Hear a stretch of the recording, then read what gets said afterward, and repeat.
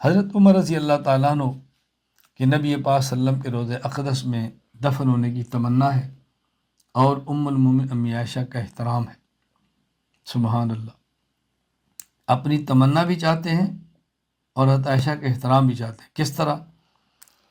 امام ابو عبداللہ محمد بن اسماعیل بخاری رحمہ اللہ فات 256 ہجری صحیح بخاری حدیث نمبر 1792 کہتے ہیں عمر بن مامون فرماتے ہیں میں نے عمر بن خطاب رضی اللہ عنہ کو دیکھا، آپ نے فرمایا یا عبداللہ بن عمر، عبداللہ آؤ، اپنے بیٹے کو فرمایا اذهب الی ام المؤمنین عائشہ، ام المؤمنین عائشہ کے پاس جاؤ، یقرأ عمر بن الخطاب، فرمایا ان سے کہو کہ عمر بن خطاب آپ کو سلام کہتا ہے، فقل یقرأ عمر الخطاب علیہ السلام ثم سلها، پھر ان سے پوچھو ان ادفن ما صاحبیہ، کیا میں اپنے پیغمبر ابو بکر صدیق ان دونوں کے ساتھ دفن ہو سکتا ہوں؟ اجازت ہے؟ حضرت عائشہ نے فرمایا کنت اریدہ لنفسی فلا اوسرنہ اليوم علی نفسی، میں نے یہ جگہ اپنے لیے لکھی تھی، میں عمر کو اپنی ذات پر ترجیح دیتی ہوں اور میں اجازت دیتی ہوں عمر یہاں دفن ہو جائے۔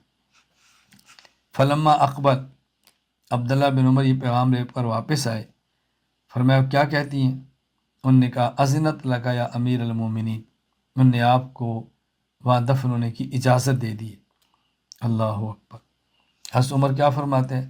فرمایا ما کان شیء اہم الی من ذلک المضجع، اے بیٹا میرے لیے اہم ترین مسئلہ یہ ہے میں حضرت عائشہ کے گھر اللہ کے نبی صلی اللہ علیہ وسلم اور حضرت ابو بکر کے ساتھ دفن ہو جاؤں، لیکن پھر میری بات کو سنو، فَإِذَا قُبِضْتُ فَاحْمِلُونِی، جب میری روح پرواز ہو جائے اور دفن کرنے کے لیے تو میری چارپائی کو اٹھاؤ، اللہ ثم سلموا، پھر امی عائشہ کو سلام کرنا، ثم قل یستاذن عمر بن الخطاب، پھر یہ کہنا عمر بن خطاب اجازت لیتا ہے، فَإِنْ أَذِنَتْ لِي فَادْفِنُونِی، اگر وہ اجازت دیں تو مجھے دفن کرنا، وَإِلَّا فَرُدُّونِی إِلَىٰ مَقَابِرِ الْمُسْلِمِينَ، وگرنہ مجھے عام مسلمان قبرستان میں دفن کر دینا۔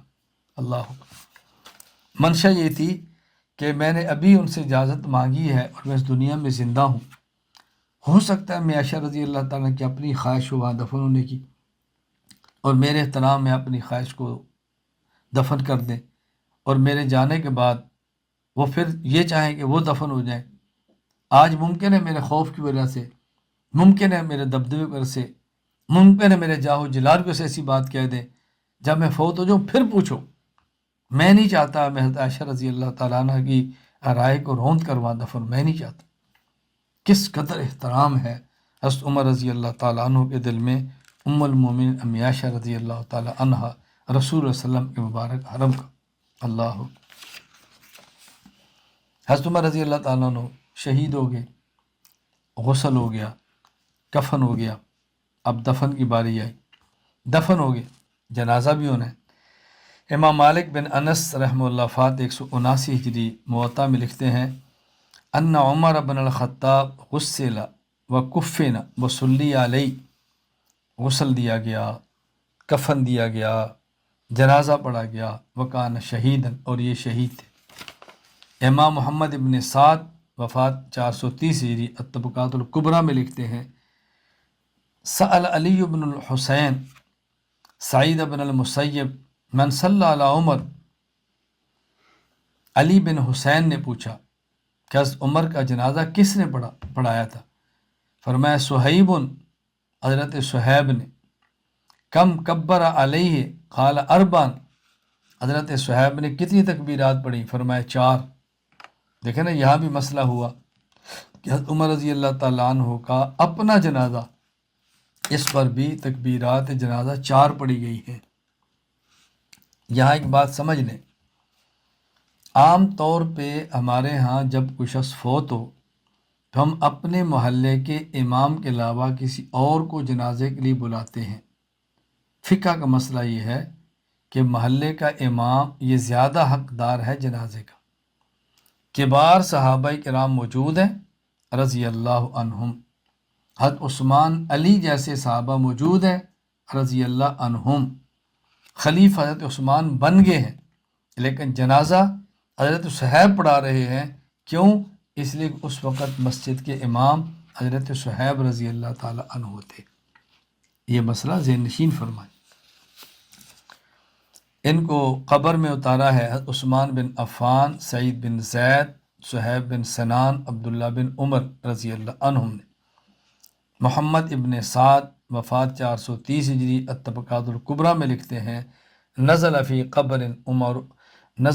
قبر عمر عثمان بن عفان و سعید بن زید بن عمر بن نفیل و صہیب بن سنان و عبداللہ بن عمر رضی اللہ تعالیٰ عنہ۔ حضرت عمر رضی اللہ تعالیٰ عنہ کی شہادت کا دن کون سا ہے؟ آپ 26 ذی الحج کو یا 27 ذی الحج کو آپ زخمی ہوئے ہیں، 26 ذی الحج کو آپ زخمی ہوئے ہیں اور 1 محرم کو آپ شہید ہوئے ہیں۔ 26 ذی الحج کو آپ زخمی ہو رہے ہیں۔ اب اگر مہینہ 29 کا ہے تو دیکھیں 3 دن بنتے ہیں، مہینہ اگر 30 کا ہے تو 4 دن بنتے ہیں۔ ہاں، مہینہ اس طرح لکھا ہے کہ ذی الحج کے آخر میں 3 دن باقی تھے۔ اب اگر 29 کا ہے تو اس کا معنی ہے کہ آپ 26 ذی الحج کو زخمی ہوئے۔ اگر وہ مہینہ 30 کا تھا تو اس کا معنی ہے کہ آپ 27 ذی الحج کو زخمی ہوئے۔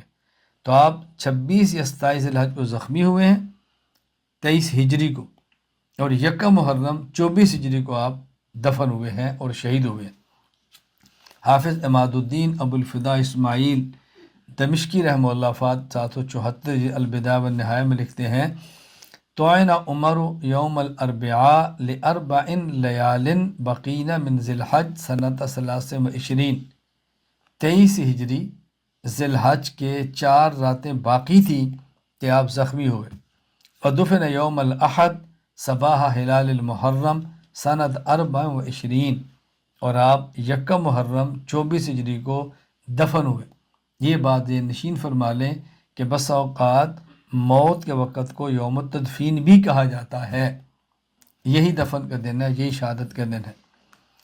تو آپ کی جو مدت خلافت بنتی ہے وہ کل ہے 10 سال 5 مہینے 21 دن۔ حضرت حافظ عماد الدین ابو الفدا اسماعیل بن خطیب ابن کثیر دمشقی رحمہ اللہ وفات 774 ہجری البدایہ والنہایہ میں لکھتے ہیں، فکانت ولایتہ 10 سنین 10 سال بخمسۃ اشہر 5 مہینے و 21 یومن اور 21 دن، یہ آپ کی مدت خلافت بنتی۔ حضرت عمر رضی اللہ تعالیٰ عنہ دفن ہو گئے۔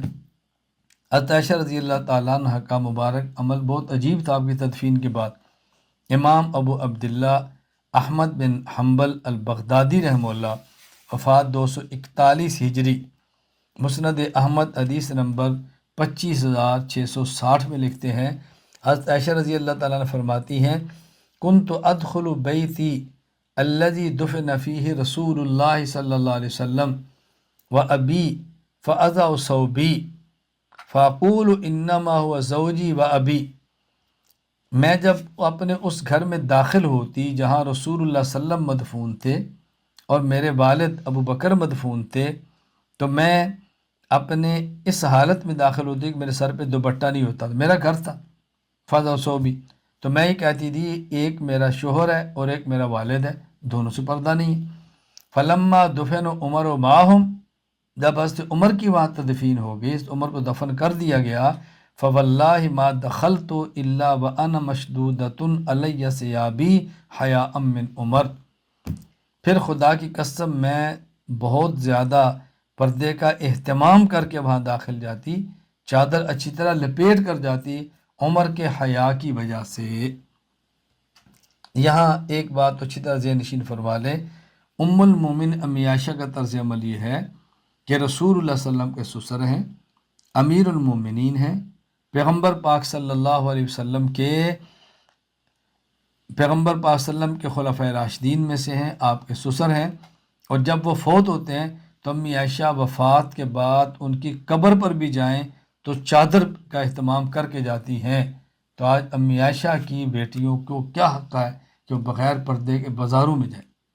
پردہ کتنا اہم ہے ذرا غور فرمائیں، خصوصاً ہماری دیندار عورتیں کہ پردہ کتنا اہم ہے۔ دوسری بات یہاں ذہن نشین فرما لیں کہ بہت سارے لوگ جو حضرت عائشہ رضی اللہ تعالیٰ عنہا کی اس حدیث پر اعتراض کرتے ہیں، ان کا اعتراض یہ ہے کہ حضرت عمر رضی اللہ تعالیٰ عنہ من و مٹی میں نیچے موجود ہیں، وہ وہاں سے تو دیکھ لیتے ہیں، اور عائشہ اگر چادر پردہ لے لیں تو اس سے نہیں دیکھ سکتے؟ یہ کیا کہ عمر سے حیا کرتی ہو؟ یعنی عمر من و مٹی سے تو دیکھ سکتے ہیں تو کیا چادر سے نہیں دیکھ سکتے؟ لہٰذا حدیث ٹھیک نہیں۔ اس کا جواب بہت آسان ہے۔ میں ہمیشہ آپ کی خدمت میں عرض کیا کرتا ہوں کہ ہمیشہ سوال کا جواب نہیں دیتے، کبھی سوال کا جواب ہوتا ہے، اور کبھی سوال پر سوال کا جواب ہوتا ہے۔ یہاں سوال کریں، اگر 1 میٹر چوڑا اور 100 میٹر لمبا لوہا ہو، ایک طرف آپ بجلی کا کرنٹ لگائیں تو فوراً کرنٹ دوسری طرف آئے گا، لیکن اگر یہ جو 1 میٹر موٹا لوہا ہے اور 100 میٹر چوڑا ہے، اگر درمیان سے آدھے انچ نہیں 1/4 انچ کا بھی ربڑ آ جائے تو کرنٹ کراس نہیں کرے گا۔ تو پوچھا جائے 1 میٹر موٹے لوہے سے 100 میٹر لمبے لوہے سے اگر کرنٹ کراس کر سکتا ہے تو 1/4 انچ ربڑ سے کراس کیوں نہیں کرتا؟ کہتے ہیں منو مٹی سے دیکھ سکتے، دوپٹے سے کیوں نہیں دیکھتے؟ آپ پوچھو کیوں نہیں دیکھ سکتا؟ وجہ پوچھے نا، سوال کریں ان سے۔ کوئی آپ سے پوچھے تو ہم تو بڑی آسانی سے کہہ سکتے ہیں بھائی جنس کے بدلنے سے حکم بدل جاتا ہے، مٹی کا حکم اور ہوگا، کپڑے کا حکم بدل جاتا ہے۔ یہ لوہا ہے حکم اور ہے، درمیان میں چمڑا آ گیا حکم اور ہو گیا، حکم بدل جاتا ہے ربڑ آنے سے۔ خیر، لیکن حضرت امی عائشہ رضی اللہ تعالیٰ عنہ کی فہم ہماری فہم سے بالا تر ہے۔ ایک مسلمان کی شان کے لائق نہیں ہے کہ امی عائشہ رضی اللہ تعالیٰ عنہ کی فہم کے مقابلے میں اپنی فہم کو پیش کرے۔ اس کو اچھی طرح ذہن نشین فرما لیں۔